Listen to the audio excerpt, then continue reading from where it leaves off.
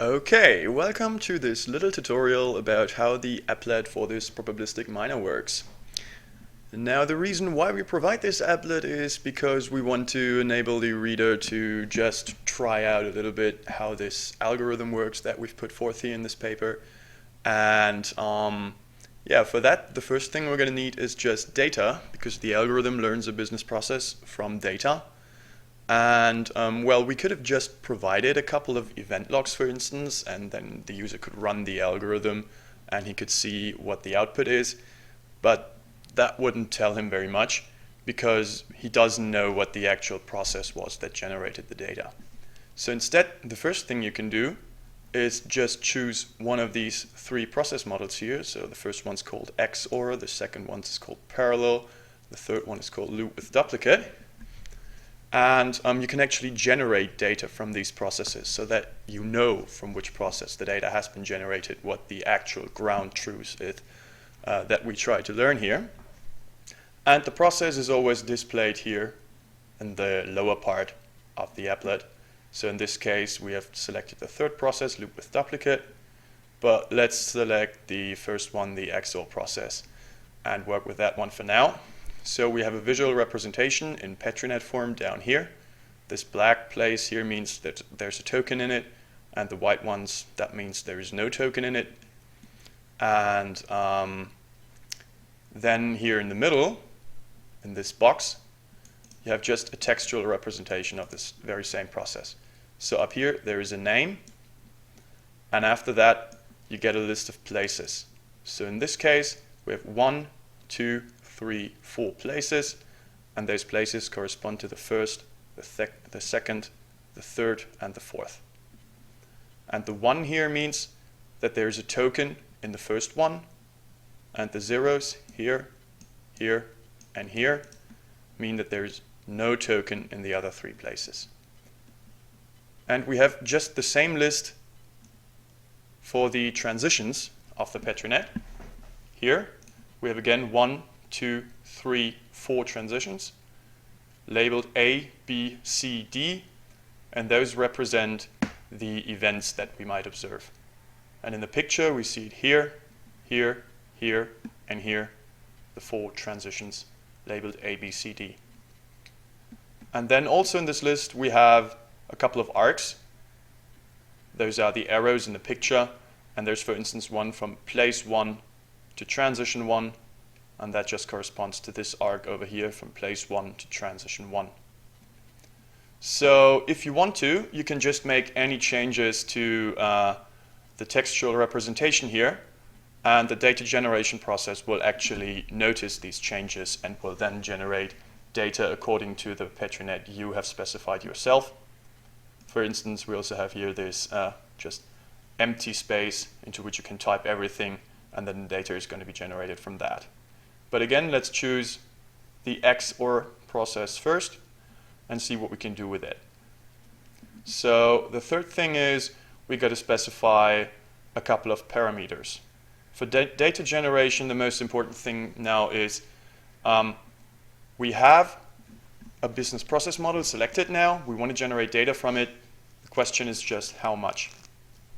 And that's what this enter cases text field here is good for, because it tells us right now there is 100 typed into it, and this means we're going through this process 100 times randomly, and then we have 100 single instances observed of this process. For the process down here, it means we're first going to observe A all the time, because A is the only transition that we can use because of this token here. Then it puts the token here, and then we might observe either B or C, because we can use transitions A, B or C, and both of them put a token here, and then we always observe D, and after that the process is finished. So we have A and D fixed, and then there's a random choice between B and C. There are only 2 different outcomes of this process, and thus there will also be just 2 different cases, but we're going to generate 100 of them randomly, what this means. So now the next choice we can make is we've got to enter the number of states. And what that meant was that we try to estimate a business process, and we had this idea that we're going to describe it as a finite state machine. And for that, we got to decide how many states we want to use, and we can't see the number of states from the data, so we have to make a guess here. And in this case, the default value is just 10, so we're going to estimate a process with 10 states. Of course, if we increase this value too much, then the process might become too complicated, or the model we use to learn this process. And if we choose a number too low, then it might not be complicated enough to actually fit the data well. So there's a kind of trade-off here, and we had this Bayesian information criterion that afterwards allows us to compare the different models. But for now, we're going to just settle with the number 10 and make our first try with it. So now the third thing we got to specify is the number of tries. And the reason why we have to do that is just that our expectation maximization algorithm that we with which we try to learn this process, it just finds a local optimum. So it starts with random parameters and then just iteratively converges towards a local optimum, and that is not necessarily a global one. So to mitigate this problem a little bit and to avoid hitting a very, very bad local optimum, we just randomly try perform the algorithm different times, for instance 3 times with the default value here, and then we just choose the best out of 3. So that mitigates the problem a little bit, because it's unlikely that we hit a very bad local optimum 3 times. And the fourth thing we now got to do is entering the threshold. That is actually something that impacts the entire thing once we have performed the algorithm, or after we have performed the algorithm.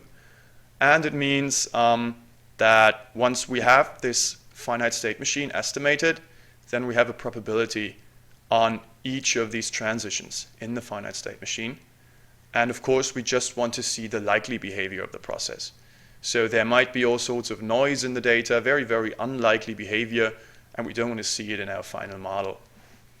And because of that, we, for instance, just specify here that we want to include transitions only if the probability is above 0.05, so above 5%. And that's actually everything we got to do. And now we can just hit the start button, and then the algorithm runs. And that takes a while. And after that, we see that the process has been actually very well recovered on the data we have randomly generated. Down here are a couple of statistics. This is the total running time, and we have runtime for generating the log, which is of course pretty fast because it's just drawing some random numbers. Then we have this EM algorithm. That is the algorithm that actually learns the finite state machine. And then we have here also running Petrify, that is converting this finite state machine into the Petrinet that you see here. And here we have the Bayesian information criterion score that we can subsequently use to compare the model we found here to different ones that we found, for instance, when we had changed the state number a little bit. And what you can also see when you look further down a little bit is that figure 4, in which the run times for the different models are graphed, that there is now this column run 1 here, and that corresponds to the run that we have just performed. So each time we hit the run button up here that we can hardly see anymore, there is a column added. So whenever you do your own experiments, you can directly compare them to the experiments you did before, or to some static data that has been inputted by us before.